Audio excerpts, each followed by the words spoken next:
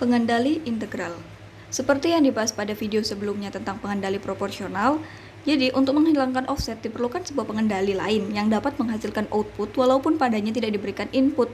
Dengan kata lain, diperlukan pengendali yang dapat menghasilkan output lebih besar atau lebih kecil dari bias pada saat input atau error sama dengan 0. Pengendali yang memenuhi kriteria ini disebut dengan pengendali integral atau pengendali order 1.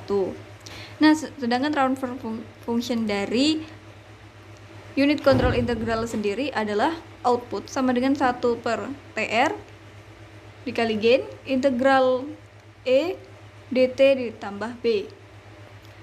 O output, TR adalah integral time, E error, kemudian B bias. Nah, kemudian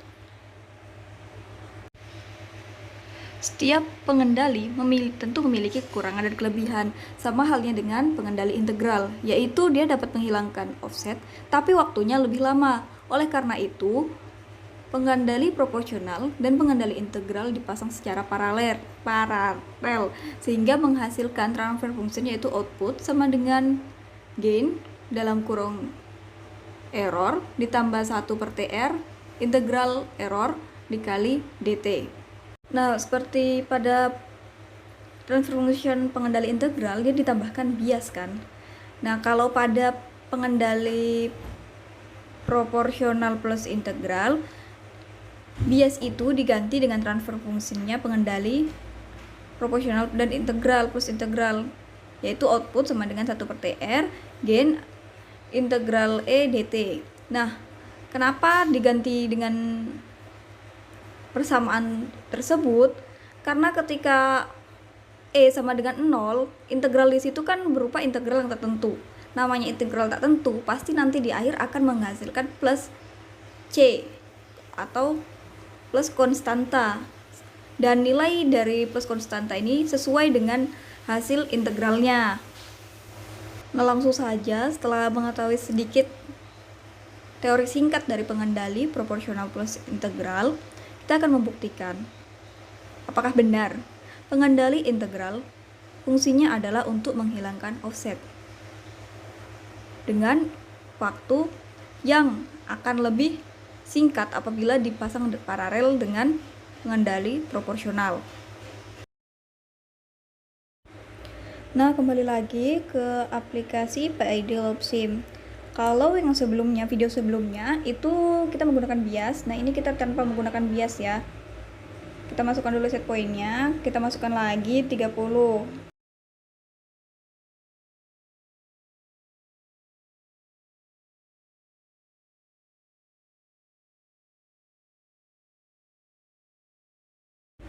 Nah, di sini kita akan membuktikan yang pertama, apa yang akan terjadi jika gainnya itu besar dan integral time-nya itu kecil.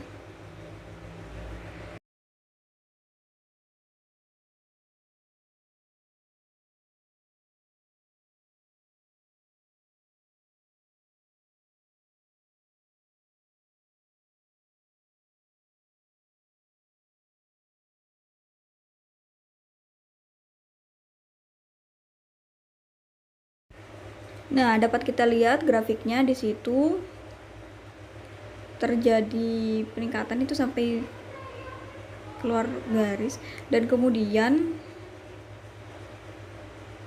terjadi osilasi. Errornya juga kian semakin tidak stabil. Jadi di sini terbukti sesuai dengan teori di mana ketika gainnya besar itu akan semakin tidak stabil hingga terbentuk osilasi.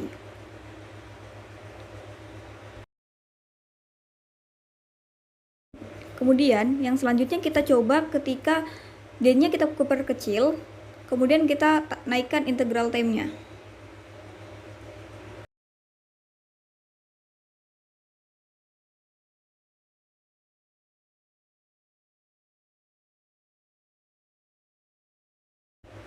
Nah, di situ kita dapat lihat nilainya atau nilai errornya itu perlahan itu mulai mendekati stabil, perlahan-lahan, hingga nantinya akan diperoleh nilai error itu sama dengan 0.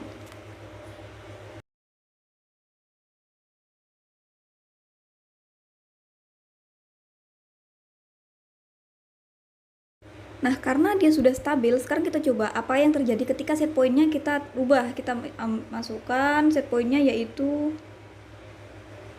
91.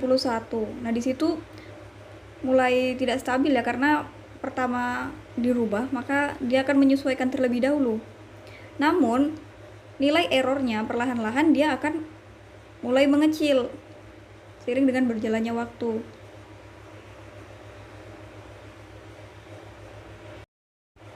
Sehingga dapat terbukti yaitu pada teori di mana fungsi dari pengendali integral kan menghilangkan offset.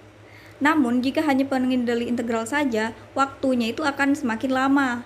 Nah, ketika pengendali proporsional dengan pengendali integral ini dipasang secara paralel, dapat kita lihat bahwa waktu menghilangkan errornya semakin cepat dan error juga bisa hilang, yaitu dengan cara menurunkan gain meskipun nanti pada akhirnya akan tetap terbentuk offset. Dengan itu kita dapat mengatasinya dengan menaikkan integral time-nya.